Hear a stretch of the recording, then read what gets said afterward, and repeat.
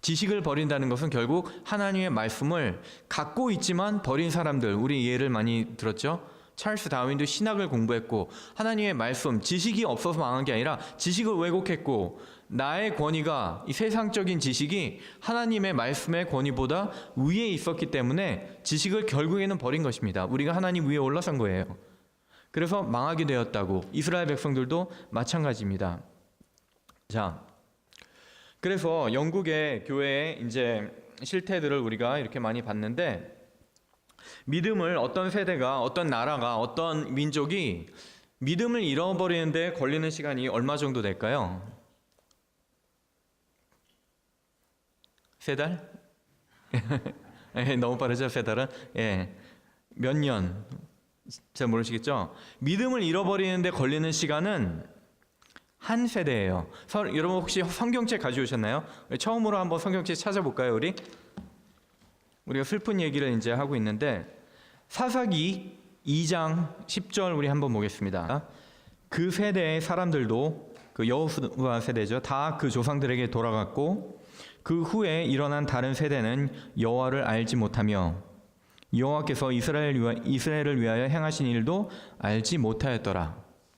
예, 모세와 여호수아랑 이제 이스라엘 민족이 들어왔어요. 가나안으로도 하나님의 명령을 듣고 하나님 기적을 체험하고 광야 생활을 하고 들어왔어요. 그래서 이제 하나님께서 함께 하시는 그 영적 전쟁을, 아말렉과 가나안 민족들 이렇게 전쟁을 치르고 열심히 하나님의 일을 했는데 해 아래 새 것이 없다고 이스라엘 민족들도 마찬가지였어요. 하나님의 하신 일을 다음 세대에 우리 부모가 자식들에게 이야기 안 하면은 그 세대는 잃어버리는 세대가 되는 것입니다. 하나님의 말씀을, 믿음을 잃어버리는데 걸리는 시간은 한 세대예요. 단 한 세대. 우리가 바쁘다고 우리가 영적 전쟁을 했죠, 그 사람들이. 그렇죠? 하나님의 명령을 잘 따랐지만 하나님께서 하신 일을, 우리 민족에게 어떤 일을 하셨고 우리 민족을 어떻게 선택하셨고 이집트에서 어떻게 포로 생활에서 기적으로 나오게 하셨고 출애굽하게 하셨고 광야 생활에서 만나와 메추라기로 먹이시고 인도하셨다는 그 사실을, 그 역사적인 사실을 후손들에게 이야기하지 않은 것입니다. 그러니까 몰라요, 태어난 세대들은. 그래서 말씀도 보지 않고 우상숭배의 길로 이제 접어들게 되는 것입니다. 그렇죠? 그래서 우리가 이런 상황이 지금도 마찬가지예요. 미국이 영적으로 부흥을 많이 했고 한국도 70년대, 80년대 부흥을 했지만 지금 30년, 40년 되지 않아서 우리 다음 세대가 미전도 족속과 같은 3%, 4% 미만으로 복음화율이 떨어지는 것을 우리가 보고 있습니다. 그래서 지금 상황을 제가 위기라고 말씀을 드렸어요. 그렇죠? 위기이자 기회입니다. 골리앗이 이스라엘 군사들을 계속 이렇게 쳐부시고 두려움에 떨게 하고 아무도 맞서지 않을 때 다윗과 같이 맞선 그런 우리 시대의 사람들이 바로 우리 창조과학자들이라고 제가 말씀을 드렸습니다. 그렇죠? 그 거짓말임을 분명히 알기 때문에, 우리는 이길 수 있음을 분명히 알기 때문에 하나님의 말씀이 진리이고 그것이 과학적인 사실과 완벽하게 일치한다는 것을 알았던 신실한 과학자분들께서 일어났어요. 일어나서 모든 교회와 모든 굉장히 많은 교단들이 넘어졌어요. 넘어진 것은 트로이의 목마처럼 그런 진화론을 교회로 끌어들여서 여러 가지 이론, 유신진화론, 다중격변론, 점진적 창조론, 이런 것들 많이 창세기를 해석하는데 끌어들여왔어요. 최신 이론이다, 과학적 사실과 부합하는 성경 내용이다 라고 했을 때 아니다, 그것은 타협 이론이고 하나님을 말씀 그대로 믿으면은 된다 라고 이제 하는 과학자들이 미국에서 1960년대 헨리 모리스 박사님이랑 존 위트컴 박사님이 이제 책을 쓰셨어요. 그 책이 바로 아주 유명한 Genesis Flood, 창세기 대홍수라는 책을 썼습니다. 그래서 많은 사람들이 깨달았어요. 그리고 회개했습니다. 그리고 다시 말씀으로 돌아왔어요. 말씀대로 믿으면 되는구나. 그래서 굉장히 많은 교회들이 다시 돌아오게 되었습니다.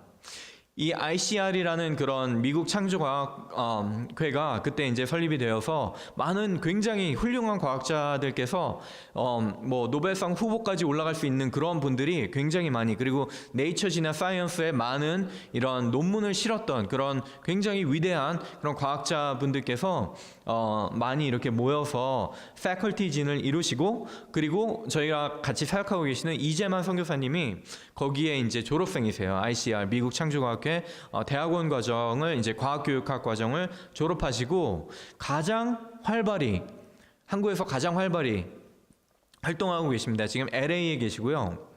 그래서 저희가 이제 제가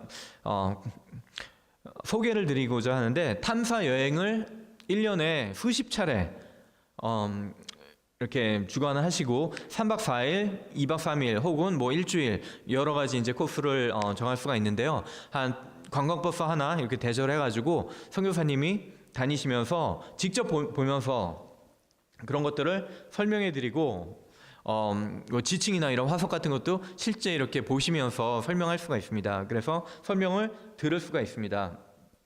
이렇게 직접, 여기는 그랜드 캐니언이 아니라 자이언 캐니언이라는 곳인데요. 주로 그랜드 캐니언, 자이언 캐니언 뭐 이런 것들을 도시면서 노아의 홍수의 증거들을 이렇게 직접 나누시는데, 이런 창조과학, 아까도 비디오에 보셨지만 창조과학 사역을 했을 때 아이들이 열매가 맺히고, 저도 그런 열매를 개인적으로 굉장히 많이 가지고 있어요. 저는 부족했지만 제가 이야기하는, 제가 이렇게 강의하는 내용들을 아이들이 듣고 지금 대학교를 가고 선생님이 되고, 그래서 실제로 아이들에게 배웠던 내용을 다시 전하고 이런 복음의 그런 쉐어링을 하는 그런 아이들이 있습니다, 제 주변에.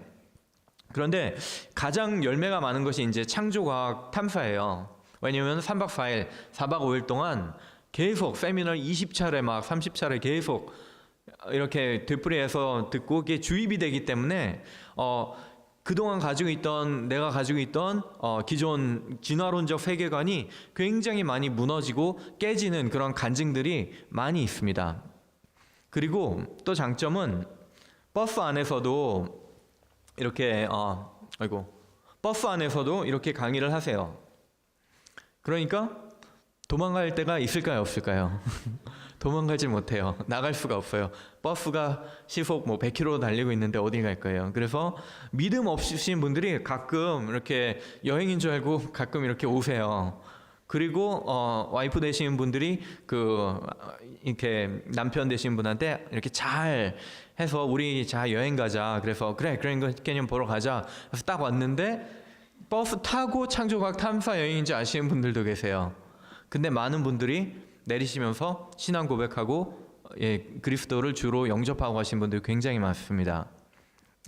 우리가 일본이 진화론적인 그런 세계관 때문에 복음화율이 굉장히 낮다고 그랬잖아요. 일본 팀도 많이 와요. 일본 팀도 와가지고 그 CGN TV에서 이렇게 다큐멘터리를 찍은 게 있는데, 남자분인데 굉장히 기독교를 막 핍박하고 아내분을 핍박하고 이랬던 분이 계세요. 이름도 유다. 일본 이름인데 유다예요. 그분이 처음에는 막 이렇게 잡니다. 이렇게 자는 척하고 버스에서 계속 강의하고 통역하고 계속, 그래도 잠자는 척하고 안 듣고 막 그러다가 나중에 점차 하루가 지나고 이틀이 지나고 계속 메시지를 들으니까, 믿음은 뭐로부터 난다고요? 들음으로부터 나는데, 그 들음은 그리스도의 말씀, 성경 말씀을 계속, 성경 말씀이 진실이라는 것을 계속 듣고 맨 마지막에 화장실 가서 눈물을 흘립니다. 그리고 영접을 하겠다고 이렇게 이런 일들이, 실제로 우리가 전도가 힘들다고, 전도가 막힌다고 이야기를 하지만, 실제는 우리가 말씀을 이렇게 권위 있는 하나님의 말씀을 자신 있게 우리가 이야기하지 못해서 그런 거예요. 사실 우리가 전도할 때 어떻게 하나요? 보통 내가 밥 사줄게, 우리 교회 와, 앉아있어, 부흥회 하는데 한번 와볼래? 뭐 이렇게 미안하게. 근데 그럴 필요 없어요. 우리가 당당해질 필요가 있습니다. 당당하게 이 말씀이 진리라는 것을 우리가 보여줄 필요가 있어요. 회개하라, 천국이 가까웠느니라 라는 그런 선포를 우리가 할 필요가 있습니다. 그래서 이런 창조과학적 방법이 굉장히 우리의 신앙의 기초를 다지는데도 중요할 뿐만 아니라 전도에 있어서도 굉장히 중요합니다. 예, 이 얘기를 좀 말씀을 드리겠는데 우리가 모든 삶의 예를 성경을 통해서 우리가 해야 되는데 전도도 마찬가지예요, 그렇죠?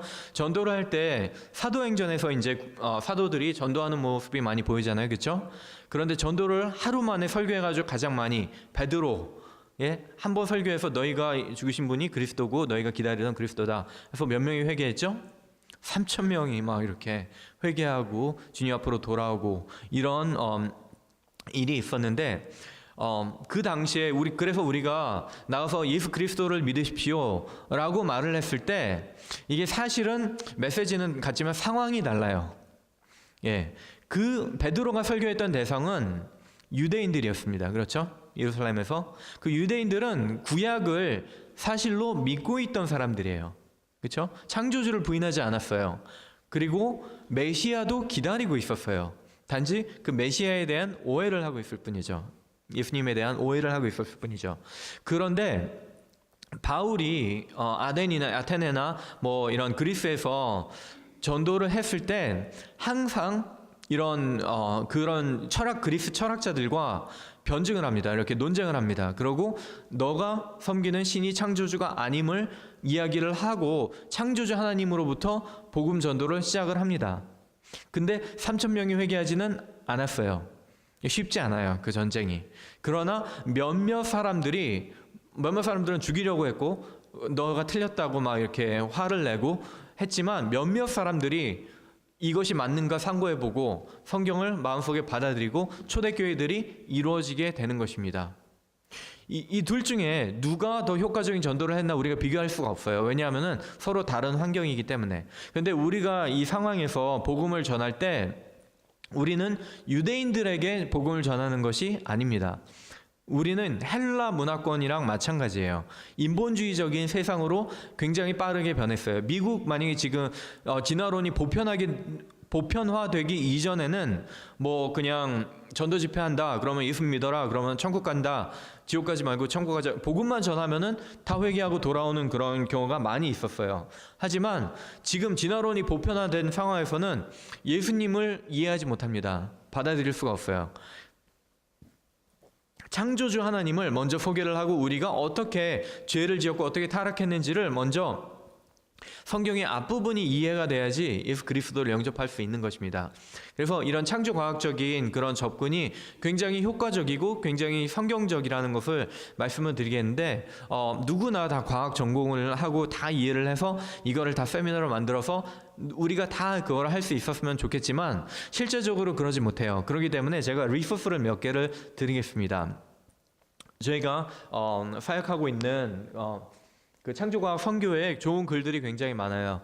아이들에게 필요한 자료들도 많이 있고 그런 책들, 그런 것들 혹시 영어권 자녀들, 혹시 손자 손녀들에게 이게 비디오나 이런 창조과학을 소개할 수 있는 그런 자료들이 이제 굉장히 많이 나와 있는데 그 Answers in Genesis 각기 다른 기관들인데 이제 독립적인 기관들인데 주로 미국에 있는 그런 기관들입니다. AnswersInGenesis.org는 켄터키에 노아의 방주를 만든 분이 있어요. 실제 사이즈로. 꼭 한번 가보셨으면 좋겠어요. 저도 시간이 나면 꼭 빨리 가보고 싶은데 아직 기회가 없어서 못 갔는데 켄터키의 신시내티 그쪽 주변에 노아의 방주를 실제 사이즈로 만들었고 그 안에 이제 박물관처럼 꾸며놨고 가족들이 이렇게 놀 수 있는 그런 짚라인도 해놓고 뭐 여러 가지 동물원도 있고 많습니다. 디즈니랜드 가지 마시고 거기 가세요. 그 크리에이션 뮤지엄도 있고 굉장히 많은 리소스나 책이나 뭐 DVD 이런 것들을 살 수가 있어요. 그래서 그 단체가 Answers in Genesis, 켄 햄이 회장으로 있고요. 그리고 creation.com은 아까 그 처음에 다큐멘터리 비디오를 만들었던 주로 이제 과학자들이 많이 모여서 많은 과학자들이 이제 과학 논문들을 많이 쓰는데 creation.com에 가시면은 그런 어려운 논문들부터 이제 쉬운 그 만화처럼 나온 DVD까지 굉장히 많이 있습니다. 그리고 ICR은 아까 말씀드렸듯이 최초의 그 미국 창조과학 기관이고, 그리고 저희가 살고 있는 각 지역마다 이런 창조과학 사역들을 제 바람에는 교단에서 큰 교단에서 이렇게 주도적으로 이렇게 하면은 좋겠지만 안타깝게도 믿음 있는 사람들이 모여서 자생적으로 만든 그런 단체들이 굉장히 많습니다. 그래서 northwestcreation.net이라고 크리스 애쉬크로프트라는 분이 그 바텔에 있는 그 뭐죠? 성결교회 뭐죠? 거기 바셀에 그 시더 파크 크리스천 처치라고 시더 파크 크리스천 스쿨도 있고, 예, 거기에 과학 선생님으로 계신 분이 이제 주도적으로 한 단체인데 굉장히 유능한 그런 창조 과학자들이 매년 오세요. 그래가지고 강의도 하시고 그 내용들을 유튜브로 여기에 정리되어 놓은 그 링크들이 다 있습니다. 굉장히 좋은 강의들이 많이 있어요. 예, 그래서 아이들에게 그런 것들을 보여줄 수 있는 귀한 계기, 이런 것들을 사용해서 우리 아이들이 이제 영적으로 무장될 수 있는, 그랬을 때 이런 것들을 사용한 교회들이 많이 있다고 또 말씀드렸습니다. 예, 그런 교회 중에 대표적인 교회가 이제 척 스미스, 돌아가신 2013년에 돌아가셨죠. 척 스미스 목사님이 계신 갈보리 채플에 대해서 정말로 많은, 이분은 1년에 2번씩 창조과학 컨퍼런스를 하세요. 그런 과학자들 불러서 교인들에게 창세기 신앙 다시 다지고 6개월 있다 또 다시 다지고 계속 다지세요. 젊은이들이 너무나 많습니다. 교회 각 대도시마다 없는 교회가 없어요. 이 칼버리 채플이 없는 교회가 없어요. 그리고 또 하나는 이제 존 맥아더 목사님, 이분이 이제 맥아더, 더글라스 맥아더 장군 아시죠? 그분의 조카뻘이에요. 그래서 이분도 창조과학을 굉장히 많이 도와주시고 그런 6.1 창조, 젊은 지구에 대해서 굉장히 많이 강조하시는 분입니다. 그래서 이런 교회들도, 그레이스 처치도 보면은 주변에 굉장히 많이 있고, 이분이 세미나리도 물론 하고 계시고 신학교도 예 가지고 계십니다. 그래서 우리가 이 창조의 신앙을 회복하는 것, 태초에 하나님이 천지를 창조하신 것, 이게 정말로 커다란 물리적인 기적이에요. 그렇죠? 말씀으로 이 어마어마한 우주를 그냥 하나님의 말씀의 권능이 얼마나 놀라우시다는 것을 우리가 하나님의 창조물을 보면 알 수 있습니다. 그리고 이것만 믿으면 성경 나머지 부분은 정말 믿기 쉬워요. 그렇죠? 말씀으로 창조하시는 분이 물 위를 못 걸으시겠어요? 예, 동정녀 마리아, 처녀가 잉태하여 아들을 낳으리니, 예, 그 일을 못 하시겠어요? 예, 그래서 가장 큰 걸림돌, 이것만 넘어가면 나머지 부분은 믿기가 굉장히 쉽습니다. 그래서 성경에 나오는 그런 물리적인 사건들 중에 가장 큰 것은 천지창조, 그리고 하나님이 우리가 보지 않고 믿는다고 했지만 하나님이 하신 일은 볼 수 있다고 그랬잖아요. 그렇죠? 하나님의 창조물들 가운데 하나님의 능력과 신성을 알 수가 있고, 또 하나님이 행하신 거대한 물리적인 사건이 바로 이 홍수 사건입니다. 오늘 우리가 조금 자세하게 다룰 홍수 사건입니다. 만약에 성경의 말씀대로 그 홍수가 일어났다면 전 지구적으로, 그리고 젊은 지구잖아요. 그래서 불과 4천 몇 년 전에, 4,500여 년 전에 이런 일들이 발생했다면 이 땅에는 많은 흔적들이 남아야 될 것입니다. 그렇죠? 그래서 오늘 그것을 이야기하고자 합니다. 노아의 홍수. 예. 노아의 홍수 하면 어떤 그림이 떠오르시나요, 보통? 주로 이런 그림이죠. 예. 우리가 주일학교에서 노아의 홍수 배우고 그 다음에는 안 배우는 경우가 참 많아요. 일반적이에요. 예, 그 바스톱처럼 생긴 이 조각배, 기린이 꼭 나오죠. 사자가 웃고 있고 헤엄치고 있는데 무지개 있고 아주 즐거운 이런 모양으로 나오는데, 이런 식으로 아이들에게 가리키면은 아이들이 물론 우리가 의도는 좋죠. 이해하기 쉽게 재밌게 받아들일 수 있도록 이렇게 가르치는데, 스토리로 이렇게 가르치면은 아이들은 페리테일로 받아들입니다. 예, 똑같아요. 페리테일 심각하게 애들 중학교 가고 고등학교 와서 어렸을 때 읽었던 그 동화, 백설공주 이런 거 심각하게 믿는 사람들이 있나요? 아이들이 있나요? 없죠. 예, 나이가 자라고 스토리로 가르치면은 이게 그런 어떤 동화, 신화 이렇게 받아들이기 때문에 진실한 이야기라고 믿지를 않습니다. 예, 그래서 나중에 안 믿는 거예요. 그래서 이렇게 저는 X자를 그려놓습니다. 이렇게 가르치는 것이 아니라 실제 역사로서 가리키는 것인데, 노아의 홍수는 홍수 전기와 홍수 후기로 이렇게 나눌 수가 있습니다. 성경에 나온 대로 보면은 노아가 600세 되던 해 2월 17일 날 시작해서 그 1년 이상, 1년하고도 열흘 정도 지속된 그런 홍수입니다. 오늘은 홍수 전기에 대해서 좀 다룰 거예요. 그런데 노아의 홍수가 우리는 노아 홍수라고 하지만 노아 홍수라는 말은 이제 성경에 없고 제너시스 플러드 혹은 이제 대격변 이렇게 우리가 이야기를 하는데, 이 홍수를 이야기할 때 많은 경우에 전 지구적인 그런 홍수가 아니었다고 그렇게 주장하시는 분들이 굉장히 많아요. 그런데 성경 말씀을 보면은 이렇게 말씀하십니다. 물이 땅에 더욱 넘침에 천하의 높은 산이 다 잠겼다고 말씀하십니다. 다 잠겼다. 그리고 다 죽었다, 다 잠겼다. 이렇게 모든이라는 그런 절대적인 그런 범위를 나타내는 그런 말들을 많이 하십니다. 그런데 천하의 모든 산이 잠기려면 그 지역적인 홍수면은 잠길 수가 있을까요? 예, 없죠. 지역적인 홍수는 물은 높은 곳에서 낮은 곳으로 흐르면서 평형을 이루기 때문에 모든 지구에 있는 모든 산을 다 잠기게 하려면 지구 전체를 덮어야 됩니다. 그래서 성경에 이 제너시스 플러드는 단지 그 중동 지방의 그런 지역적인 홍수를 이야기하는 것이 아니라 전 지구적인 홍수를 이야기하고 있는 거예요. 그런데 만약에 많은 크리스천 대학과 많은 신학교에서처럼 지역적인 홍수였다, 이건 모세가 기록할 때 모세가 아는 그런 세계에 갇힌 그런 지역적인 홍수였다라고 가르치는데, 그럴 경우에 어떤 일이 생기나 이게 만화로 나와 있습니다. 제가 그냥 번역을 해드릴게요. 여기에 있는 무지개를 봐라. 이거는 그 할아버지가 손자 혹은 아버지가 아들한테 얘기를 하는 것 같은데, 이거는 하나님이 약속하신 거다, 그렇죠? 뭐 어떤 약속을 하셨죠?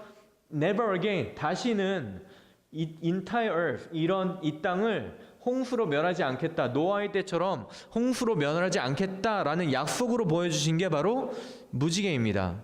그렇죠? 그런데 대학교 다니는 이 아들이 my Christian college, 내 기독교 대학 교수님이 노아의 홍수는 entire earth, 전체 지구를 덮은 것이 아니라고 얘기합니다 라고 얘기를 합니다. 실제예요. 제가 많은 목사님, 미국에서 신학교 나오신 목사님들 대화를 했는데 이런 세미나를 할 때 깜짝 놀라세요, 많이. 신학교에서 이거 지역적인 홍수로 배웠는데 이게 전 지구적인 홍수구나, 이렇게 많이들 말씀하세요. 그러니까 localized flood, 이게 지역적인 홍수였어? 그렇다면 하나님이 거짓말을 한 거잖아요. 왜냐하면은 지역적인 홍수가 지금 발생합니까, 안 합니까? 발생하죠. 만약에 지역적인 홍수, 노아의 홍수가 지역적인 큰 홍수였다면 하나님은 거짓말하신 분이에요. 왜냐하면 never again, 다시는 홍수로 이 땅을 멸하지 않겠다라고 말씀하셨는데 계속 홍수가 발생하기 때문에, 그렇기 때문에 하나님의 말씀을 하나라도 왜곡을 하면은 결국에는 하나님의 성품을 건드리게 되는 것입니다. 하나님을 거짓말하는 분으로 만들어 버리는 거예요. 자, 그래서 이 홍수에 대해서 우리가 말을 할 때 히브리어로 이게 맞불이라는 히브리어 단어를 쓰는데, 이 단어가 성경에서 단 한 번밖에 쓰이지 않습니다. 노아의 홍수를 지칭할 때 한 번 사용이 돼요. 그리고 우리가 홍수하면은 아까 이렇게 보여드린 것처럼 물을 생각하잖아요, 우리는. 그렇죠? 이게 태국에 있었던 그 대홍수인데 물을 생각을 하는데, 성경에 이제 창세기 6장, 7장, 8장, 9장 이게 80절에 걸쳐서 창세기 홍수, 그 노아의 홍수에 대한 이야기가, 역사가 나오는데 땅이라는 단어가 물이라는 단어보다 더 많이 쓰였어요. 땅을 멸하는. 그리고 40번 정도 쓰였습니다. 그거는 every other verse, 그러니까 한 절 걸러 한 절마다 땅이라는 단어가 등장을 합니다. 자, 한번 볼까요? 그 끝날이 내 앞에 이르렀으니 내가 그들을 땅과 함께 멸하리라. 내가 다시는 사람으로 말미암아 땅을 저주하지 아니하리니. 땅을 멸할 홍수가 다시 있지 아니하리라. 땅이죠. 그래서 지질학자분들이 굉장히 이 부분에 대해서 많이 연구를 하셨는데, 그 노아의 홍수가 시작을 할 때 이렇게 시작합니다. 그날에 비가 오면서가 아니라 그날에 큰 기품의 샘들이 터지며. 그렇죠? 성경에 분명히 이렇게 나오죠. 그리고 하늘에 창이 열리고 깊음의 샘이 터지는 것입니다. 그러니까 물과 이런 것들이 위와 아래에서 동시에 폭발하는 거예요. 이런 그림을 그리셔야 됩니다. 그래서 이제 창조학 하시는 분들이 이렇게 이런 그림들을 많이 그리는 거죠. 그 지각이 깨지는 거죠. 깊음의 샘. 지금은 없어졌겠죠. 노아 홍수로 이 땅이 재편되었으니까. 그러니까 화산 폭발, 뭐 이런 것들이, 지진 이런 것들이 동시에 발생했겠죠. 그럼 그 물이 어땠겠어요? 이 정도 됐겠죠. 땅이 막 움직이면서, 엄청난 지진을 동반하는 그러한 사건이었는데, 이런 지진을, 우리가 큰 지진을 생각을 할 때 우리가 토양 액상화 혹은 토양 액화라는 말 최근에 들어보셨을 거예요. 그렇지. 한국 뉴스를 보시는 분들은 최근에 우리나라에 지진이 발발하는데 더 많이 발발을 하고 더 강한 지진들이 많이 생기면서 포항에서 토양 액상화 현상이 처음으로 관찰됐다고 얘기를 들었습니다. 신문에 많이 나왔어요. 자, 그 토양 액상화가 이제 영어로 말하면은 soil liquefaction이라는 건데, 강한 지진파로 인해서 토양이 붕 떠서 액체처럼 행동을 하는 것입니다. 그래서 건물들이 무너지고 구조물들이 무너질 때 흔들려서 무너지는 것보다 집안이 그냥 물처럼 이렇게 흐물흐물해지는 거예요. 바위가 그냥 깨져버리는 거예요. 그래서 액체처럼 행동을 하는 것입니다. 그 충격 때문에. 그래서 그 니가타 1964년에 이런 현상들이, 굉장히 대지진이 일어났을 때 아파트가 그냥 휙 넘어가 버리는 것입니다. 이 일본에서 지진이 많이 일어나기 때문에 액상화 현상에 대해서는 일본이 굉장히 많이 연구가 돼 있고, 이 지진 박물관에 가보시면은 이런 토양 액상화에 대한 연구 결과가 굉장히 많이 전시되어 있는 것을 볼 수 있습니다. 그렇다면 그 물은 홍수 때 그 터진 물들, 깊음의 샘들에서 나오고 위에서 내려온 그런 물들이 깨끗한 물이었을까요? 아니면 흙탕물이었을까요? 흙탕물. 제 입모양 보고 다 뭐라고 말씀하시는지 알 수 있어요. 다 정답들을 말씀하시는데 흙탕물이었죠. 그리고 또 지진이 일어나면 동시에 발생하는 것이 있습니다. 바다에서 큰 지진이 일어났을 때 어떤 일들이 발생하죠? 해일, 지진 해일이 발생을 하는 것입니다. 흙탕물, 해일, 뭐 이런 것들이 발생을 하는 것입니다. 자, 우리가 지금 관찰하는 해일들 중에 가장 큰 해일이 이제 1960년도에 칠레에서 9.5도 가장 강력한 지진이 일어났었어요. 기억하신 분들 계실지 모르지만 저는 아직 없었습니다. 그래서 지진 해일이 칠레에서 발생을 했는데 시속 840km의 쓰나미가 발생을 했어요. 쓰나미의 속도가, 이게 무슨 속도죠? 840km, 시속 840, 비행기 속도. 우리가 한국에 갈 때 이렇게 비행기 속도 보면은 뭐 800km, 900km 막 이렇게 나오잖아요. 840km 비행기의 속도로 쓰나미가 발생을 해서 일본에서 다음날 140명이 죽었습니다. 쓰나미가 발생해서, 그때는 경보 시스템이 없었잖아요. 발생을 해서 다음날 140명이 죽었어요. 일본에서. 자, 그리고 우리가 제가 기억하는 지진 중에서 가장 큰 쓰나미 2004년에 발생했습니다. 그렇죠? 인도네시아 9.1도. 그렇죠? 굉장히 많은 사람들, 수십만 명이 그때 갑자기 사라져서 지금 발견도 되지 않고 있어요. 그리고 2011년에 또 거의 비슷한 강도의 일본 지진 기억하시죠?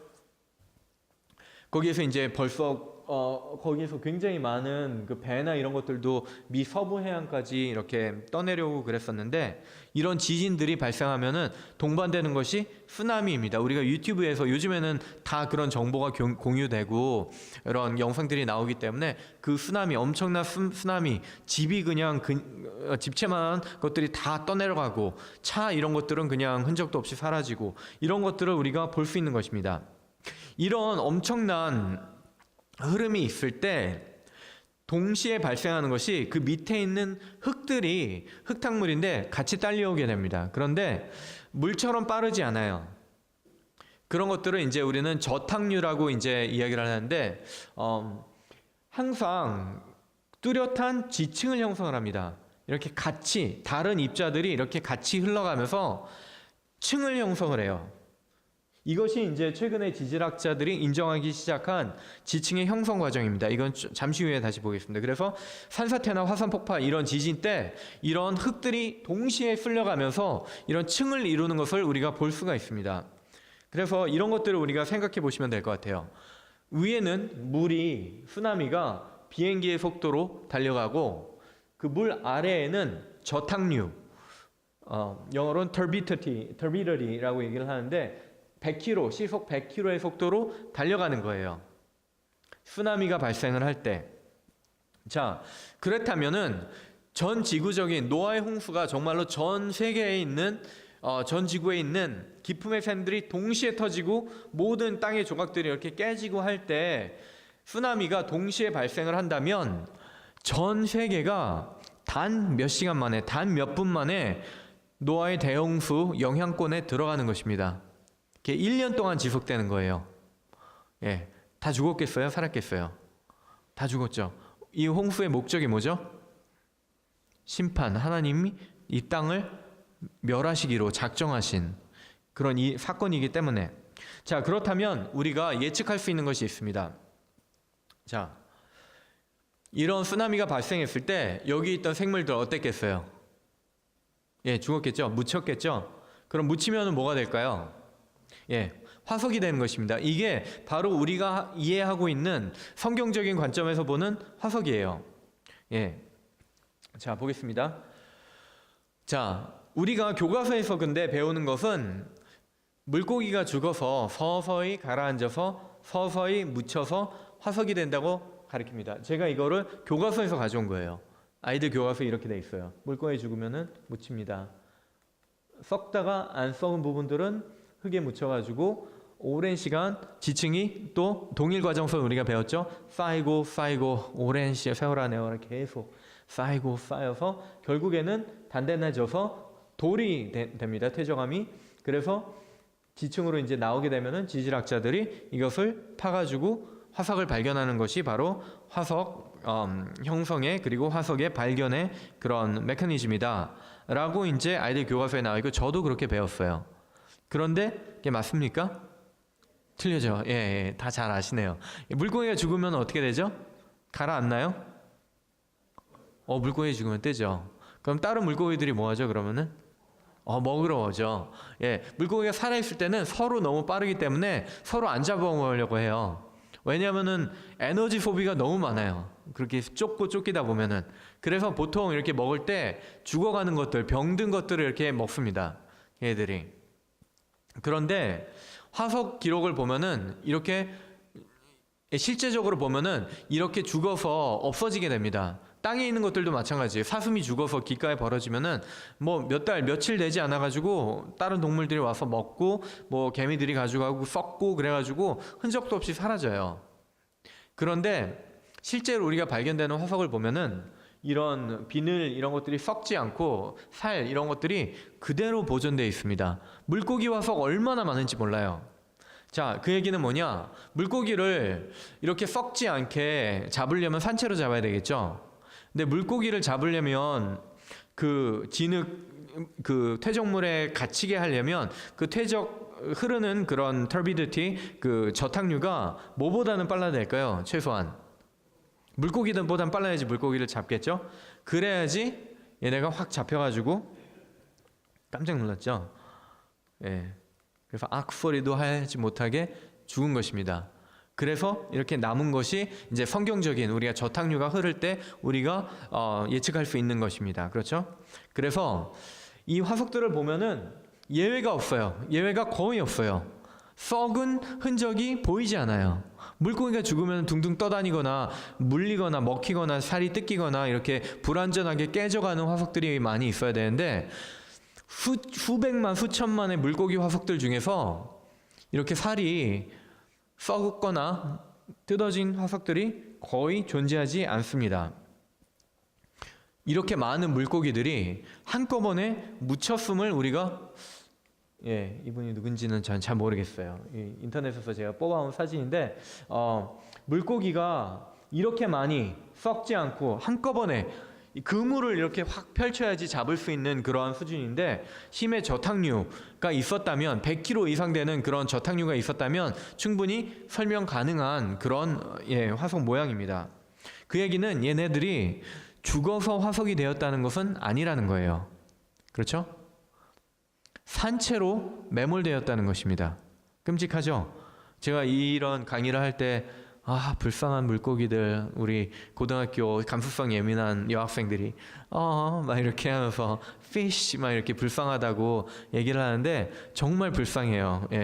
갑자기 매몰돼서 산채로, 그것도 죽어서 화석으로 이렇게 될 수는 없습니다. 이 물고기는 다른 물고기를 잡아 먹었는데 먹다가 화석이 된 거예요.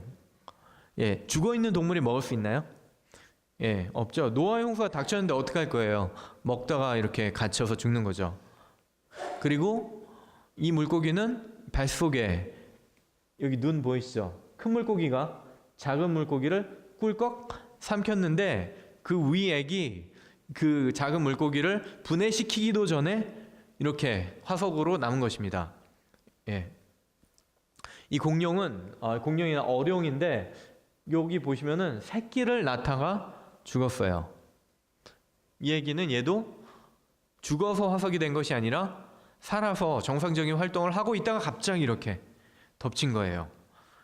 그렇게 우리가 이해할 수 있습니다. 그런데 화석 종류 중에서 이런 공룡 이런 것들은 화석이, 우리가 알고 있는 화석은 공룡 화석 많잖아요. 주라식 공원 뭐 이런 데서 보여주니까. 근데 공룡 화석 우리가 완전한 거를 발견하시면은 밀리언웨어 될 수 있습니다. 진짜로. 그게 그만큼 귀하기 때문에 박물관에 많이 없어요. 그래서 그거를 발견한 사람들은 이제 큰 돈을 벌 수 있는데, 가장 흔한 화석들이 이런 조개 화석들이에요. 조개 화석들은 이제 아무래도 빨리 묻히더라도 그것이 빨리 암석화되지 않으면은 썩게 되겠죠. 유기물질이나 이런 살이나 이런 것들은 썩거나 없어지거나 이제 부스러지거나 박테리아 이런 것들 때문에 분해가 되는데, 조개는 딱딱한 부분이 밖에 있어요. 안에 없고. 그래서 화석으로 남기에 가장 좋은 조건을 가지고 있습니다. 이거는 수십억 개나 있어요, 화석이. 그래서 그랜드 캐니언 탐사 여행 오시면은 이런 조개 화석들을 뭐 2불, 3불 이 정도면은 사실 수 있습니다. 모조품이 없어요. 실제 화석을 2불이면 사요. 1불 막 이렇게. 모조품 만드는데 돈이 더 들어요. 너무 많이 이게 널려 있으니까 발로 차면은 그냥 화석이에요. 이런 조개 화석들이 굉장히 수십억 개의 조개 화석들이 많이 있는데, 조개가 가만히 보시면은 이런 모양들을 하고 있어요. 보통 조개가 죽으면은 이게 껍데기가 벌어지나요? 아니면은 붙어 있나요? 붙어 있어요? 조개가 죽으면. 자, 우리 어디죠? 머케티오 이런 데 가셔서 해변가에 죽은 조개들 보시면은 붙어서 돌아다니나요? 아니면 낫장으로 돌아다니나요? 낫장으로 돌아다니죠? 죽어가지고 몇 분 지나지 않으면은 벌립니다. 조개국 끓이실 때 알잖아요, 우리. 조개가 다 입 벌리고 있죠. 조개가 나 죽는다 이런 걸 알고 죽을 때는 입이 아니죠. 아가리 욕이 아닙니다. 사람은 입, 동물은 아가리. 이게 맞는 우리말 표현이죠. 아가리를 벌리고 죽습니다. 그렇죠? 그런데 그 결체 조직, 이거를 묶어주고 있는 것도 단백질이기 때문에 금방 썩고 그래가지고 툭 떨어져요. 죽은 지 얼마 되지 않아서. 그런데 화석에서 발견되는 조개들은 거의 예외 없이 이것들이 붙어 있고 아가리도 벌리지 않은 채로 묻혀 있습니다. 그 얘기는 뭐죠? 얘네들이 나 죽는다 알고 죽은 것이 아니라 눈 깜짝할 새 소리 비명 행사한 거예요. 그냥 갑자기. 불쌍한 조개. 조개들은 좀 덜 불쌍한 것 같아요, 우리가 물고기보다.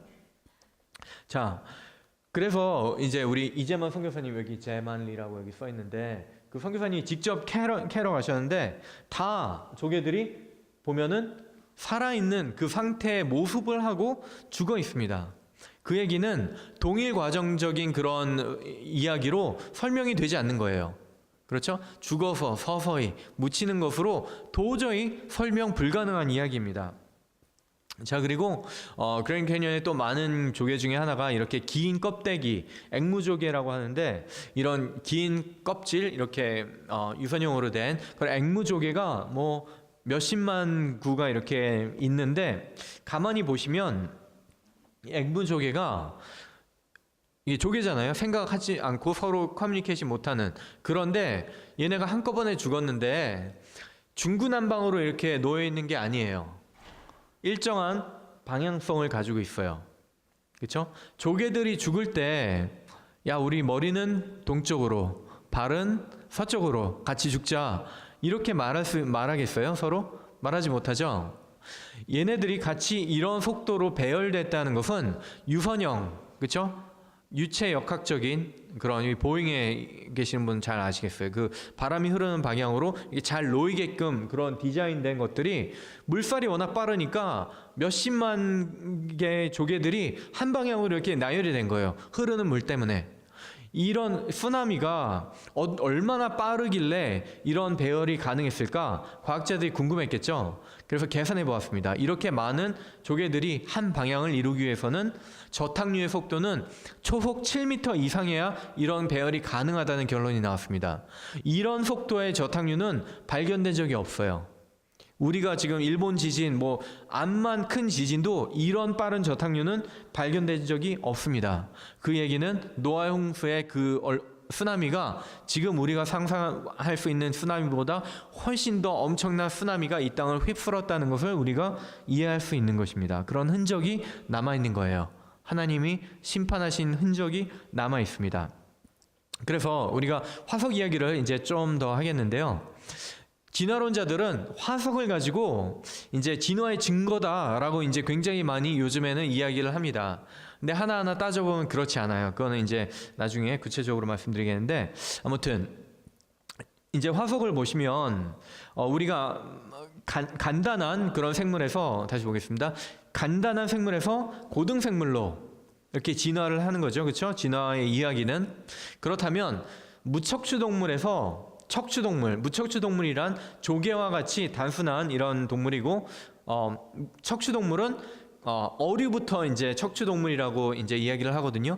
가장 처음 등장한 척추동물을 이제 어류라고 이야기를 하는데, 그 어떤 척추동물이 어류로 바뀌었느냐, 거기에 대한 질문을 할 수 있을 거잖아요. 그렇죠? 삼엽충이냐, 조개냐, 우리가 화석 기록이나 아니면 지금 살아있는 생물이나 굉장히 많은 무척추동물이 발견이 되는데, 과연 누가, 어떤 것이 어류의 조상이냐, 거기에 대해서 만족할 만한 답을 내어놓는 사람이 없어요. 그리고 만약에 조개나 이런 암모나이트나 뭐 이런 것들이 서서히 변해서 척추동물로 변했다면 그 엄청난 디자인의 차이잖아요. 척추가 없다가 생긴 거니까 서서히 생기는, 그리고 이런 지느러미나 이런 것들이 생기는 과정들을 보여주는 트랜지셔널 폼, 중간 단계를 보여줘야 되잖아요. 그런데 과학자들이 뭐라고 이야기를 하냐, 화석 기록 어디에도 무척추 동물에서 물고기로 진화했다는 어떤 증거도 없다라고 이야기를 합니다.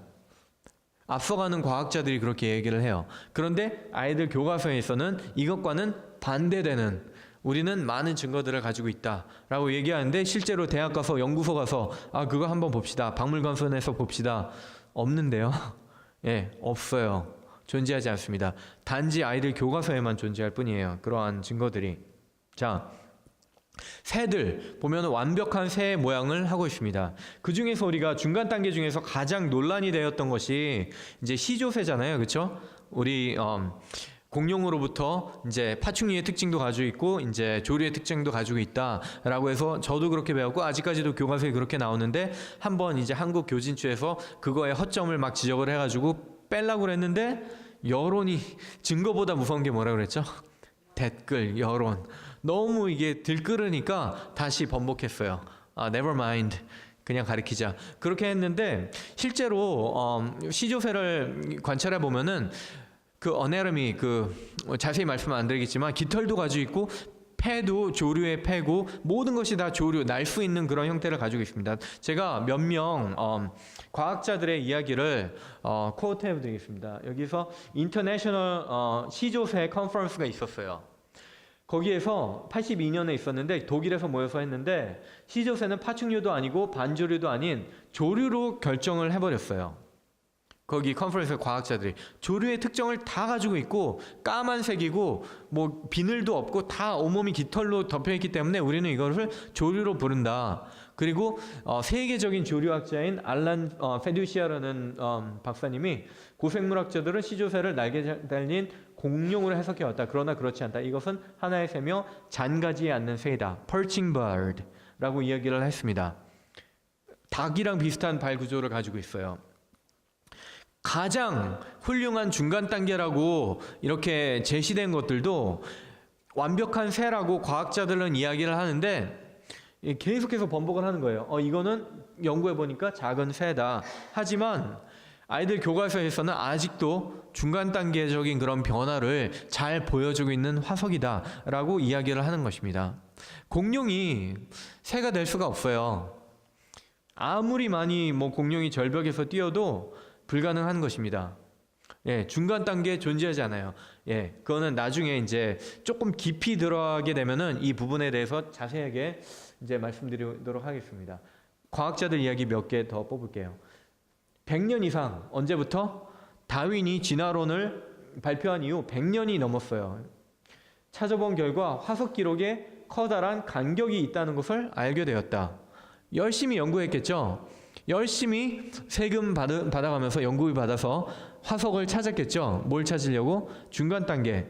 그런데 발표된 것들은 많은데 굉장히 많이 번복이 일어나고 그게 틀렸다는 것이 확인이 되고 해서 그 화석에는 중간 단계가 없다는 것들을 과학자들이 인정하기 시작을 했어요.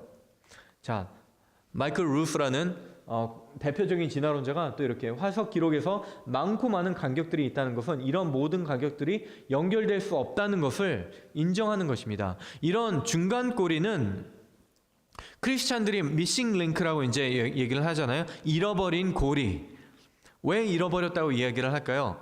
진화가 있었는데 발견이 안 되니까 잃어버렸다고 이야기를 하는 거예요. 근데 크리스찬들은 하나님이 성경 창세기 1장을 읽어보면 하나님이 새들을 그리고 육축을 무엇대로? 그 종류대로 창조하셨다는 말씀이 10번 나옵니다. 하나님이 그렇게 하셨으니까 반복적으로 말씀하셨겠죠. 10번이나 되풀이 하셨겠죠. 그런데 그것을 믿지 않았기 때문에 하나님 말씀 믿지 않으면 돈 낭비, 시간 낭비 정말 많이 합니다. 얼마나 많은 연구비가 들었겠어요. 그래서 찰스 다윈, 그 단계적인 고리, 연결 고리가 없다는 것은 찰스 다윈이 그때 진화론 낼 때부터 알았어요. 화석 기록에는 중간 단계가 없는데 아마 나중에 발견될 것이다. 그런데 100년 이상 지났는데 발견되지 않는 것입니다. 그래서 이것이 중간 단계의 화석이 먼저 발견되었나요? 아니면은 진화가 사실일 것이라는 믿음이 먼저였나요? 예, 믿음이 먼저였어요. 예, 따라서 이것은 과학이 아니라는 이야기입니다. 과학은 관찰이 먼저예요. 예, 증거가 먼저예요. 화석을 먼저 해놓고 이제 이론을 만들어 나가는 거예요. 근데 진화론은 과학책에 있음에도 불구하고 증거가 먼저가 아니라 믿음이 먼저 시작된 것이 진화론입니다. 그래서 과학책에 스며들어 있어서 과학으로 위장하고 있는 종교입니다. 그런데 문제는 진리인 종교가 아니라 거짓 종교인 것이죠. 그리고 아이들에게 성경이 틀렸다는 믿음을 심어주는 치명적인 거짓 종교인 것을 우리가 깨달아야 되는 것입니다. 그렇죠? 그래서 그 화석이 이제 어디에 주로 존재를 하느냐? 주로 퇴적층에 많이 쌓여 있어요. 이 지층, 퇴적층에 많이 쌓여 있는데 우리가 보는 어디를 가나 아름다운 그런 지층들, 여기에는 그렇게 많지는 않은데 워싱턴 주에는요. 예, 이런 지층들이 사실은 거대한 무덤입니다. 그런데 이런 그랜드 캐니언 우리가 보여드렸듯이 지질학자들은 동일 과정서를 믿는 사람들은 이제 이것을 오래된 연대의 기념비다 이렇게 아이들의 교과서에 나와 있어요. 지질학에서 뭐 고생대부터 중생대 막 이렇게 쌓이고 몇십만 년, 몇천만 년, 몇백만 년, 몇억 년 사이에 쌓이고 천천히 이루어졌다라고 이제 이야기를 하는데, 아까 말씀드렸듯이, 어제인가 그제 말씀드렸듯이, 이 층들을 살펴보면 오래된 시간의 흔적, 있어야 되는 것은 없고 반드시 없어야 되는 것은 존재하는 것이 바로 이 지층입니다. 그래서 요즘에 많은 지질학자들이 그 의견을 버리고 있어요. 지층이 쌓여서 천천히 발생했다, 천천히 쌓였다라는 것을 믿지 않는 사람들이 많이 생기고 있습니다.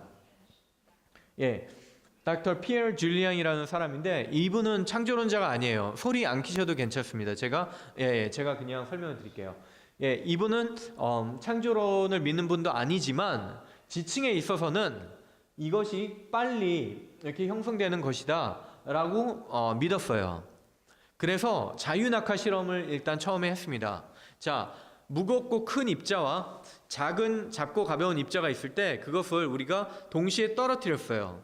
그러면은 뭐가 먼저 떨어질까요? 큰 거? 작은 거? 떨어질 때 잘 생각하셔야 돼요. 떨어질 때는 무거운 거? 예, 떨어질 때는 동시에 떨어집니다. 예, 그렇죠? 왜냐하면 중력이 똑같이 작용하기 때문에 갈릴레이가 이렇게 실험했잖아요. 피사의 사탑에서 나무공이랑 쇠공이랑 떨어뜨렸는데 동시에 떨어졌어요. 그런데 굴러갈 때 크고 무거운 것이 더 잘 굴러갈까요? 아니면 작은 것이 더 잘 굴러갈까요?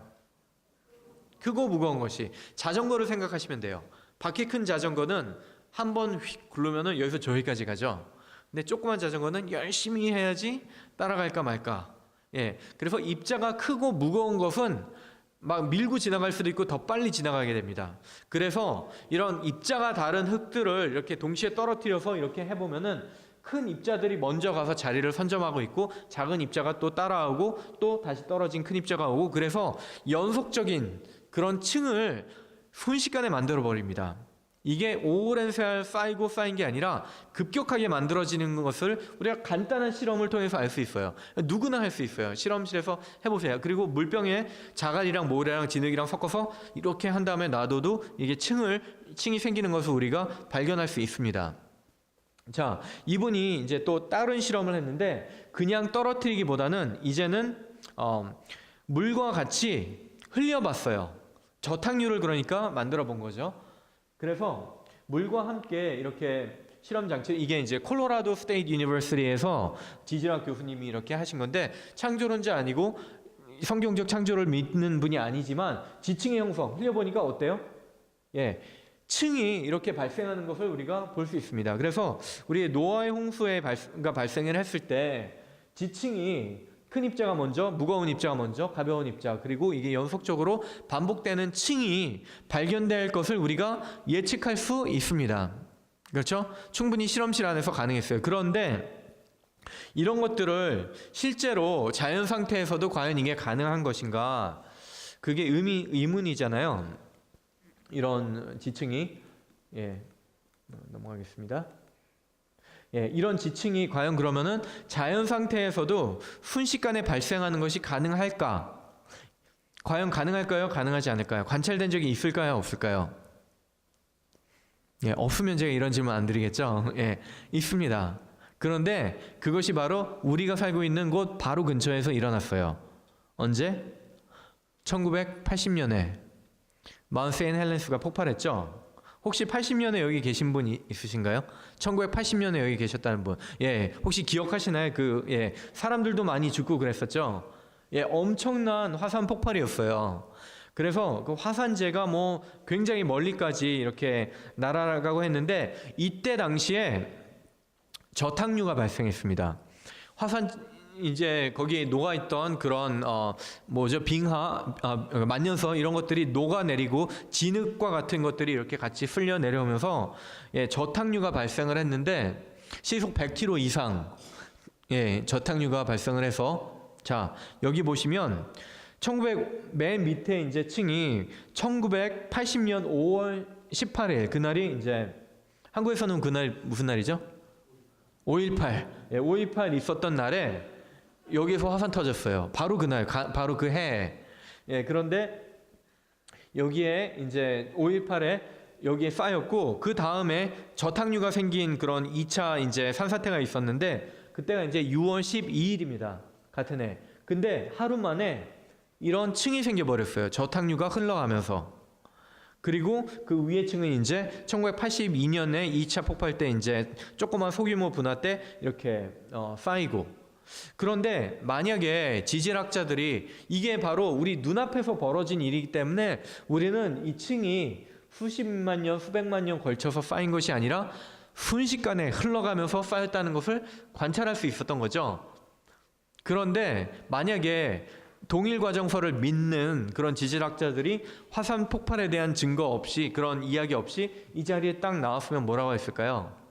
아, 이렇게 두꺼운 층이 쌓이려면 얼마나 오래 걸렸을까? 몇백만 년 걸렸겠다. 이렇게 결론을 내린 것이 동일과정설입니다. 근데 이거는 증인이 있어요. 누구나 다 증인이에요. 미디어도 있고, 이거는 우리 눈앞에서 이루어진 일이기 때문에. 그래서 우리가 그랜드 캐니언을 바라볼 때 굉장히 비슷한 그런 층리 구조를 가지고 있습니다. 지층.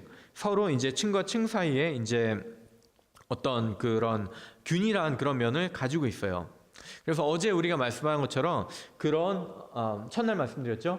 그 퇴적층이 그런 흐르는 물에 의해서 쌓이는 그런 흙들이 쌓이는 곳이 강하구에서 이제 주로 쌓이게 되는데, 그랜드 캐니언에 보이는 이 층들, 뭐 여러 가지 이름을 가지고 있는 뭐 코코이노 샌드스톤 뭐 이렇게 여러 가지 이름을 가지고 있는데, 이런 층들이 옆으로 연결을 시켜 보면은 얼마나 넓다고 이거를 배웠죠. 잠깐 복습하겠습니다. 그랜드 캐니언이고 거기에 있는 층들을 옆으로 따라가 보면은 굉장히 얇은 층이 전 미국 대륙을 덮고 있는 것을 볼 수가 있어요. 그 얘기는 조그만 물이 쌓은 것이 아니라 엄청난 빠른 저탁류가 흐르면서 이런 층들을, 이런 지층들을 만들었다는 것을 우리가 알 수 있는 거예요. 그리고 물 밑에서 이런 퇴적층들이 생기는데, 바닷물 밑에 보면은 퇴적층이 거의 없어요. 굉장히 프레시한 그 화산암으로 되어 있습니다. 퇴적암은, 지금 우리가 관찰하는 퇴적암은 바다 밑에서, 물 밑에서 발생을 하는데, 대부분의 퇴적암이 육지에 있어요. 그리고 화산암은 바다에 있어요. 우리가 동일과정설로는 도저히 설명 불가능한 것입니다. 그러나 우리가 홍수 모델을 적용하면 이것을 굉장히 쉽게 이해할 수 있어요. 하나님의 말씀 믿으면은 굉장히 인생이 편해집니다. 저도 그것을 늦게 깨달았어요. 예, 젊은 분 계시면 일찍, 어린 학생들 일찍 깨달으면 깨달을수록 좋습니다. 예, 그래서 그 층과 층 사이에 이런 오랜 시간이 지났다면 울퉁불퉁하고 비 오고 골짜기 생기고 이런 것이 있어야 되는데, 그런 것이 전혀 존재하지 않는다는 것입니다. 예, 어제 배웠으니까 빨리 넘어갈게요. 동물들이 해치고 지난 자국 없다는 것입니다. 그리고 이렇게 뭐 낙엽이나 이런 것이 쌓여서 뭐 샌드스톤이랑 라임스톤 사이에 이런 토양이나 나무가 자랐던 그런 흔적들 없다는 거예요. 층과 층 사이가 굉장히 균일하고, 그리고 그 층 안에는 가끔 가다가 집채만, 우리 최우성 박사님 같이 사역하다가 몸이 안 좋으셔가지고 이제 은퇴하신 카이스트 박사님이신데, 생화학 박사님이신데, 집채만한 이런 돌들이 박혀 있어요. 그런 층들이. 그런데 진화론자나 창조론자나 인정하는 것이 있습니다. 이 돌이 이 흙과 같이 멀리서 운반되어 왔다는 거예요. 이 돌은 여기 있던 돌이 아니라 다른 곳에서 떠내려온 돌이에요. 그렇다면 그 물이, 유속이 아무리 빠르더라도 물이 양이 작으면 이 돌을 옮길 수 있을까요? 없을까요? 없죠. 물의 양이 엄청나게 많더라도 천천히 움직여요. 그러면은 저 돌을 움직일 수 있을까요? 없을까요? 이런 집채만한 돌들이 곳곳에, 이런 지층 곳곳에 박혀 있는데, 이런 돌들이 같이 떠내려올 수 있으려면 그 물의 양은 엄청나게 많은 물이 엄청나게 빠르게 움직여야지 가능한 그런 구조를 가지고 있습니다. 그리고 어느 지층을 보나 예외가 없어요. 층과 층 사이. 이거는 전 지구적인 현상이에요. 한국에 있는 지층이나 중국에 있는 지층이나 보면은 거의 그 어네러미, 그 구조가 똑같아요. 예, 이거는 또 석탄층인데 석탄층 위아래로도 굉장히 균일하게 일자로 자대구 근거처럼 이렇게 균일하게 구조가 되어 있습니다. 그리고 가끔 가다가 큰 돌도 박혀 있지만 커다란 나무들도 이렇게 박혀 있는 것을 저희가 볼 수 있습니다. 이런 것들을 다지층 화석이라고 이야기를 해요. 이거는 또 동일과정설로 설명하기가 굉장히 힘든 다지층 화석인데, 만약에 이 층과 층이 몇백만 년에 걸쳐서 이루어졌다면 이런 다지층 화석들은 존재하면 안 돼요. 왜냐하면 이 돌이 이미 딱딱하게 굳은 상태에서 나무가 거기에 비집고 들어갈 틈이 없잖아요. 그렇죠? 그리고 만약에 이 층이 처음에 보면은 몇백만 년 전에 석탄층인데, 석탄층은 3억 년 전이고 셰일층은 뭐 수천 수백만 년 이후에 쌓였다고 진화론자들은 믿고 있고, 뭐 방사성 동용서 뭐 해보면 그렇게 나온다고 하는데, 그런데 이 나무가 석탄층에 박혀 있다가 셰일층이 쌓일 때 몇백만 년, 몇천만 년이 걸렸다면 이 나무가 썩지 않고 어떻게 화석으로 될 수 있었겠는가? 굉장히 힘든 이야기예요. 그래서 다지층 화석에 대해서는 학교에서 이야기를 잘 하지 않습니다. 왜냐? 설명하기 힘들기 때문에. 기존 그런 진화론적 또 동일과정적 오래된 연대로는 설명할 수가 없기 때문에. 근데 이 다지층 화석의 비밀을 풀 수 있는 열쇠가 발견됐을까요? 안 됐을까요? 됐겠죠. 됐으니까 제가 말씀드리죠. 어디서 발견됐을까요? 마운트 세인트 헬렌에서 또 발견이 되었습니다. 우리가 참 창조과학적으로 굉장히 보배로운 땅에 우리가 살고 있어요, 사실은. 마운트 세인트 헬렌스에 거기 스프링 레이크, 거기 나무들이 또 이쑤시개처럼 뽑히고 그래가지고 호수에 둥둥 뜨는데, 가만 보면 이게 일자로 서 있는 것들이 굉장히 많아요. 그래서 이렇게 밑으로 가보면은 이 층이 져 있는데 뻘이 되어 있는데, 이 나무가 가라앉으면서 물을 먹고 가라앉으면서 이 층 사이로 쓱 이렇게 박히는 것을 볼 수가 있습니다. 그래서 우리가 노아의 홍수로 그 모델을 확대해 볼 때 전 지구적으로 이렇게 떠다니던 그 나무들이 무거워지면서 박히면서 처음에 생기고 있는 그런 지층들 있죠. 그 지층들이 처음에 한 몇 개월 동안은 물 아래에 있을 때는, 그리고 물이 감하기 이전에는, 그리고 노아의 홍수 초기에는 이게 박힐 수 있는 그런 부드러운 그런 구조를 유지하고 있겠죠. 층은 졌지만 아직 굳지는 않은 거예요. 그러니까 나무들이 박혀가지고 다지층 화석이 쉽게 만들어지는 것입니다. 이야기 너무 쉽죠? 성경적인 모델로 이것을 해석하면은 너무 쉬워요. 다른 뭐 이렇게 굉장히 어려운 그런 거를 안 해도, 트위스트 하지 않아도 된다는 것입니다. 그래서 이런 오랜 세월 동안 쌓여서 화석 기록이 그 진화의 증거다라는 것은 절대 맞지 않는 것이라는 것을 우리가 이제 머릿속에 그려야 되는 것입니다. 화석 기록이 과연 정말로 이 순서대로 발견되는 것이 있을까요, 없을까요? 땅을 파보면은 정말로 위에는 뭐 척추동물 이렇게 해가지고 쭉 해서 조개까지 진화의 순서대로 쫙 발견되는 곳이 있을까요, 없을까요? 없다고 하시는데 한 군데 딱 있다고 제가 항상 말씀드려요. 딱 한 군데 있습니다. 그것은 바로 우리 아이들의 교과서입니다. 실제로는 없어요. 없다고 말씀드린 게 맞아요. 없는데 이것들이 수평적으로 널려 있는데, 진화가 맞다는 믿음으로 보세요. 조개는 밑에, 공룡 중간에, 새는 위에, 진화의 믿음의 순서대로 배열해 놓은 거예요. 그러니까 얘네 단순한 포유류가 우리의 조상이고, 그래 결국엔 파충류가 우리 조상이고, 결국에는 무척추 동물이 조상이고, 최고 조상 중에 조상 뭐라고 그랬죠? 수프. 수프로부터 나온 우리 한 가족, 이렇게 이야기를 하고 있는 것입니다. 이건 믿음이에요. 그 어느 곳을 파봐도 이렇게 진화의 순서대로 발견되는 곳은 없어요.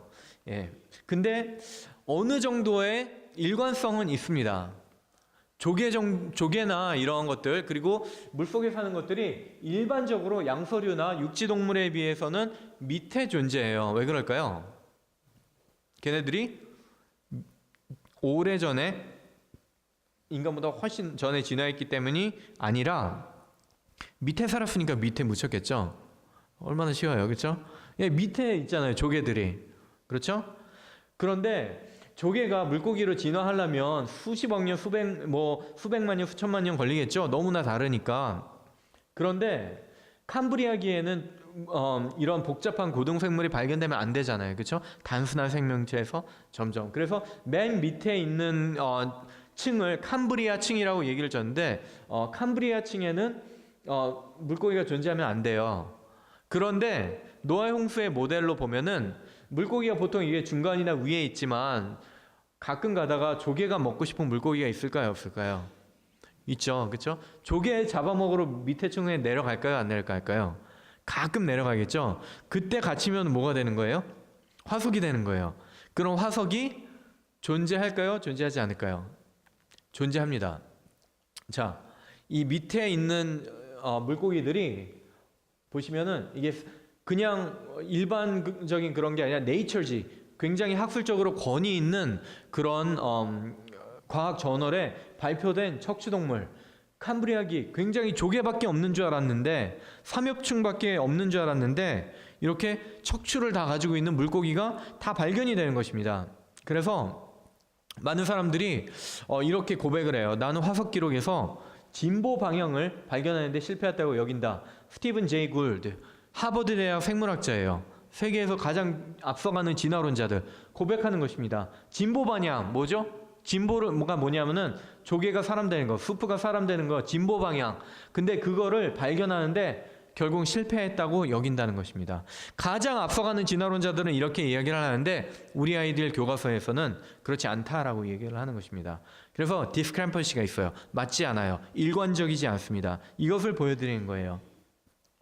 예, 스코치라는 분이 이렇게 또 얘기했어요. 나는 화석 기록에서 조상과 후손의 관계를 객관적으로 알 수 없다는 것에 동의한다. 그렇죠? 조개가 물고기의 조상이기 때문에 밑에 있는 것이 아니라는 것입니다. 그리고 지층 순서의 무질서도의 규모는 수 밀리미터에서 수 미터까지다. 이 무질서는 아마 모든 화석 기록의 일반적인 현상일 것이다. 이게 무슨 얘기냐? 단순한 것은 밑에, 복잡한 것은 위에 있어야 되는데 이게 뒤죽박죽으로 발견되는 곳이 많다는 것입니다. 예, 수 밀리미터에서 수 미터까지 일반적인 현상이라고 고백을 하는 것입니다. 처음에 이런 삼엽층이나 이런 것들은 캄브리아 밑에 층에만 있는 줄 알았어요. 그런데 그랜드 캐니언 가보시면 모든 지층에 다 있습니다. 예, 순서대로 발견되는 것이 아니라는 것입니다. 예. 그래서 이렇게 우리가 다른 화석들, 이제 공룡 화석이나 이런 것들을 보더라도 그 조개 화석과 물 속에 사는 것들은 보통 이렇게 전체 바디가 다 보존되는 경우가 많은데, 공룡과 같은 것들은 이렇게 뼈가 떨어지고 막 이렇게 깨지고 쪼개지고 이런 것들이 탈골되고 이런 것들이 굉장히 많아요. 그러나 하나의 방향성을 가지고 있는 것들이 굉장히 많습니다. 긴 뼈들은 아까 그 앵무조개와 같이 같은 방향성을 가지고 있는 것들이 굉장히 많습니다. 오리주둥이 가지고 있는 덕빌 다이너소어, 얘네들은 수영도 할 수 있는 그런 종류인데 굉장히 엄청난 쓰나미가 닥쳤기 때문에 노아의 홍수는 얘네들이 수영으로 빠져나올 수 있는 정도의 홍수가 아니라는 이야기입니다. 그래서 공룡 화석을 볼 때도 우리가 몇 천만 년 전 주라식 파크, 이게 아니라 노아의 홍수를 우리가 상상할 수 있는 것입니다. 예, 떼죽음을 당한 거예요. 수영할 수 있는 공룡이 떼죽음을 당하면서 대규모 몰살 당한 것입니다. 매몰된 것이에요. 예, 굉장히 우리가 디스터빙, 아까 물고기 죽을 때랑은 좀 감이 다르죠. 공룡들이 떼죽음을 당한 현장을 우리가 보고 있는 것입니다. 그래서 공룡 이야기로 계속 이어나가게 되면은 공룡들이 이제 깨지고 쪼개지는 그런 이렇게 탈골된 공룡들이 많다고 제가 말씀드렸잖아요. 그래서 보통 이 뼈 하나, 이빨 하나 이렇게 발견하면은 이제 럭키인데, 이런 형태로 하나의 완벽한 골격을 가지고 있는 공룡을 발견하면은 럭키, 밀리어네어 되는 것입니다. 그렇죠? 그런데 그 공룡이 발견될 때 대부분 이런 형태를 하고 있어요. 목이 뒤로 젖혀져 있고 꼬리가 말려 있고, 이거는 완전한 형태를 가진 공룡 화석이 발견될 때마다 거의 일반적인 현상이에요. 그래서 진화론자들이 이거를 부를 때 death pose, 죽음의 자세라고 이렇게 부르는데, 과연 공룡들이 왜 이렇게 하고 죽을까? 여기에 대해서도 또 막 연구 많이 하겠죠? 발표 많이 하고. 그래서 내린 결론이 근육이 이렇게 수축이 돼가지고 이렇게 죽었을 것이다 라고 이제 일반적으로 결론을 내리는데, 성경적으로 노아의 홍수를 이해하다 보면은 얘네들은 목이 긴 동물들이 물에 빠져 죽을 때 고개를 위로 젖힙니다. 그렇죠? 숨구멍, 공기를 찾기 위해서 이렇게 젖히는 거예요. 그러니까 얘네들은 홍수 때, 쓰나미 때 물에 갇혀서, 저탕류에 갇혀서 발버둥 치다가 숨을 쉬기 위해서 발버둥을 치고 공기를 찾기 위해서 고개를 뒤로 젖히다가 메모리 되어서 우리가 화석으로 남은 것을 우리가 볼 수 있는 것입니다. 그리고 또 화석이 정말로 진화론의 말대로 수천만 년 전에 발견된 묻힌 것이라면 이게 굉장히 다 돌로 변해 있어야 되잖아요. 그렇죠? 딱딱하게 굳어 있고 부드러운 부분은 남아 있어서는 안 됩니다. 그렇죠? 그런데 2000년도 초반에 노스캐롤라이나 대학에 지금 계신 메리 슈와이처라는 그런 고생물학자가 티라노사우루스 여기 femur 허벅지 뼈를 잘라봤어요. 싹둑. 그랬는데 거기 안에서 피가 나왔습니다. 예, 화석인 줄 알았더니 부드러운 조직이 발견되는 거예요. 이거를 사이언스지에 이제 발표를 했는데 굉장한 많이 논란이 있었습니다. 과학자가 이게 진짜다 아니다 가짜다 막 이렇게 해가지고 막 논란을 했는데 결국에는 이게 진짜 파충류 공룡의 살이고 공룡의 뼈라는 것이 골수 조직이라는 것이 다 인정이 되었습니다. 왜냐하면은 이거 믿지 못하는 거예요. 왜냐하면은 뭘 믿기 때문에 6,500만 년 전에 얘네가 묻혔다는 것을 믿고 있기 때문에 이거는 썩고 이제 피가 어떻게 남아 있을 수 있어요. 그렇죠? 땅 속에서 그것도 물이 잘 통하는 그런 지층이었었는데 그러나 이것이 격변적으로 불과 몇천 년 전에 묻혔다면 충분히 이해할 수 있는 거예요. 그래서 성경으로 우리가 이해한다면 우리가 미이라도 이집트 미라 몇천 년 이렇게 2000년 이상 보존되는 것처럼 순식간에 얘네가 메모리 되었다면 수천 년은 보존될 수 있지만 수만 년 이상만 돼도 이제 보존될 수 없는 형태를 우리가 계속 발견하고 있는 것입니다. 그동안 자르지 않아서 우리가 왜냐하면 오래된 연대를 가정했기 때문에 자르지 않아서 못 찾았던 것이 이런 것들이 속속들이 발견되고 있어요. 그런데 이러한 정보들이 새로운 정보들이 아직 교과서에는 업데이트되지 않아요. 아까도 말씀드렸듯이 설명하기 힘든 것은 들여보내지 않습니다. 교과서에. 그리고 기존에 가지고 있던 것을 바꾸는 데는 굉장히 오랜 시간이 걸려요. 그래서 우리가 지층, 우리 머릿속에 있던 이 지질 시대표, 진화론 시대표 이런 것들을 빨리 우리 마음속에 없애야 되는 것입니다. 그런데 문제는 말씀드렸지만 유신진화론, 점진적 창조론, 다중격변론 이런 것들 타협 이론들이 모두 아까 보여드린 지층 이런 것들을 언제로 놓느냐? 아담 창조 이후가 아닌 이전으로 놓습니다. 그렇죠? 이전으로 놓습니다. 그러나 그것은 우리가 지금은 깨달으셨을 거예요. 그렇죠? 성경과도 맞지 않고 그렇죠? 첫날 배웠죠? 그리고 과학적 증거와 지층, 화석적인 증거들과도 맞지 않는다는 것. 오히려 성경의 말씀이 정확하게 일치한다는 것을 알아야 합니다. 왜냐하면 성경 말씀은 진실된 역사의 증언이기 때문에 하나님이 우리에게 거짓말할 분이 아니세요. 하나님이 우리를 헷갈리려고 성경 쓰신 분이 아니에요. 6일 창조 몇 천만 년, 몇 억 년 동안 만들어 놓으시고 6일 했다. 우리에게 그렇게 우리가 퍼즐 맞추기처럼 그렇게 하실 분이 아니에요. 역사적인 사실, 역사적인 문체로 기록하셨고 그대로 우리에게 전하셨습니다. 왜냐하면은 하나님이 죽음과 고통과 이런 지층이 죽음은 아담 이후에 생겼어요. 그렇죠? 그리고 가시와 엉겅퀴도 아담 이후에 생겼습니다. 그렇죠? 근데 지층 안에는 가시와 엉겅퀴 지층도 있어요. 엉겅퀴 화석도 있어요. 그리고 뇌종양과 같은 그런 암덩이도 발견돼요. 공룡의 화석 안에서. 그렇기 때문에 죽음은 아담 이후에 발생을 했고 그리고 가장 처음 죽음이 뭐죠? 누가 처음 죽었죠? 우리가 이제 가인과 아벨 이야기를 많이 하시는데 그거는 이제 사람이 가장 먼저 이제 살인을 통해서 형제끼리 죽이는 일이 죄 타락 이후에 발생을 했는데 아담과 이브가 죄를 지은 이후에 너무 부끄러워서 스스로 가리려고 했어요. 뭘로 가리려고 했죠? 나뭇잎으로. 근데 완벽하게 가리지 못했어요. 우리의 부끄러움을, 죄로 인한 부끄러움을. 그래서 하나님이 옷을 만들어 주셨어요. 가죽 옷을 만들어 주셨습니다. 가죽을 가지려면 뭐가 있어야 되죠? 동물이 있어야 돼요. 근데 성경은 그 동물이 뭔지 우리에게 말씀해 주시고 있지 않습니다. 그렇죠? 그런데 많은 신학자분들이 바로 어린 양이었을 것이다 라고 이제 얘기를 하는데, 그건 모르겠어요. 근데 그 가죽을 벗겨서 우리의 죄의 부끄러움을 덮어주신 거예요. 벗고 있었던 그 모습을, 수치스러운 모습을 덮어주셨어요. 그 어린 양은 누구를 상징합니까? 예수 그리스도를 상징하는 것입니다. 예, 바로 그 어린 양 대신 예수 그리스도께서 우리의 대속 제물이 되어서 십자가에서 자기 몸을 살찌지시고 고통당하시면서 우리의 죄악을 덮어주시는 거예요. 예. 자, 창세기가 그래서 복음과 상관없는 역사가 아니라 복음이 처음에 우리가 죄악을 저지르고 하나님을 떠나왔을 때부터 하나님이 임마누엘의 하나님, 내가 너희와 함께 하시겠다는 하나님이 예수님을 그때부터 준비하고 예표하신 거예요. 우리에게 알려주신 것입니다.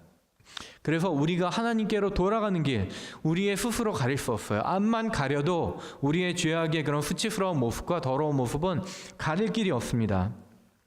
오직 한 길, 내가 곧 길이요 진리요 생명이니 나로 말미암지 않고는 아버지께로 올 자가 없느니라고 말씀하신 그리스도를 통해서만 우리는 하나님께로 돌아갈 수 있는 것입니다. 아멘. 예. 다른 요즘에는 교황, 그 카톨릭에서 교황이 무신론자도 뭐 좋은 일 하면은 구원받을 수 있다 이렇게 이야기를 하고, 심지어는 교회 안에서도 그런 카톨릭과 이제 동조하는 그런 세력들이 많이 일어나고 있습니다. 예, 그게 잘못됐다는 것을 분명히 아셔야 돼요. 나의 노력으로, 나의 힘으로 구원받을 수 있다는 사상은 이단적인 사상입니다. 그 누가 뭐라고 해도 성경은 예수님을 통해서만, 나의 행위로도 아니요, 나의 의로도 아닌 오직 그리스도의 대속적인 죽음을 통해서만 우리가 의롭다함을 받을 수 있다고 말씀하십니다. 예, 예수님이 이렇게 말씀하셨어요. 또 내가 문이니 누구든지 나로 말미암아 들어가면 구원을 받고 또는 들어가며 나오며 꼴을 얻으리라 라고 말씀하셨어요. 예. 방주에는, 우리 방주 얘기는 오늘 안 했고 내일 하겠습니다만, 그 방주로 들어가는 문은 하나밖에 없었어요. 하나님이 노아의 방주를 어떻게 지으라고 구체적으로 명령하셨어요.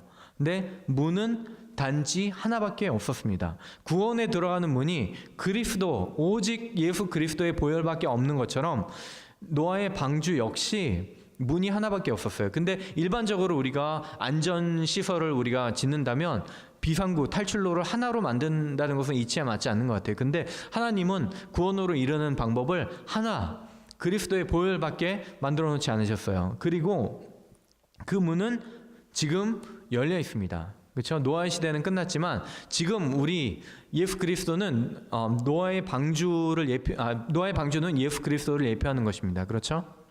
그 구원으로 이르는 길은 지금 열려 있어요. 이게 활짝 노아의 방주가 열려 있는 것처럼 구원으로 이르는 길은 열려 있어요. 누구나 예수 그리스도의 이름을 부르는 자는 구원을 얻는다라고 말씀하셨어요. 그렇죠? 그 흉악한 죄인, 예수님과 십자가 못 박혀 있던 그런 죄인들도 그리스도를 영접할 때 내가 오늘 어디에 있으랴? 나와 함께 낙원에 있으리라. 예, 그 길이 그 어떤 흉악한 범죄자에게도 열려 있는 것입니다. 지금 열려 있어요. 그러나 그 문이 항상 열려 있지는 않을 것입니다. 자, 창세기 7장 보시면, 7장 16절 보시면은 이렇게 말씀하세요. 여호와께서 그를 들여보내고 문을 닫으시니라. 예, 구원에 이르는 방주의 문을 노아가 닫은 게 아니에요. 여호와께서 그를 들여보내시고 문을 닫으셨다고 말씀하셨어요. 그 이유에는 뭐죠? 기쁨의 샘이 터지는 거예요. 심판이 시작되는 것입니다. 우리의 사랑하는 가족들, 친지, 우리 아이들, 여러분 방주에 타셨나요? 예, 그리스도를 구주로 영접하는 분은 방주에 탄 것입니다. 구원을 얻는 것입니다. 그런데 우리의 사랑하는 자녀들, 그 아이들이 저절로 믿음이 생기는 게 아니에요. 그렇죠? 믿음은 들음에서 나는 것입니다. 우리가 부모된 자로서 아이들이 성경을 이해하고 그리스도를 알고 그리스도를 영접할 수 있도록 우리가 복음을 전해야 되는 거예요. 다음 우리가 타 문화권 아프리카 가서 복음을 전하는 것도 중요하지만 다음 세대에 신앙을 전수해 주는 것이 굉장히 중요합니다. 문이 열려 있을 때 우리 아이들에게 복음을 전하는 저와 여러분이 되시기 바랍니다. 그리고 이 교회가 아까 말씀드린 그 그레이스 처치 창조과학을 통해서 젊은이들이 그 교회로 돌아오고 부흥하고 말씀을 사모하는 그런 영혼들이 늘어나는 그런 교회들이 있다고 말씀드렸어요. 지금 미국에 굉장히 많이 암울한 상황 속에서도 일어나고 있습니다. 일본도 마찬가지예요. 부흥을 준비하고 계세요. 그 리스트에 임마누엘 교회가 추가되기를 주님의 이름으로 축원합니다. 아멘.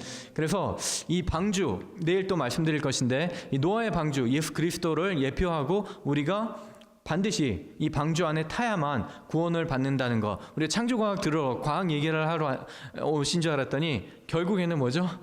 복음이에요. 하나님의 말씀입니다. 구원에 이르는 길을 말씀드리는 것입니다.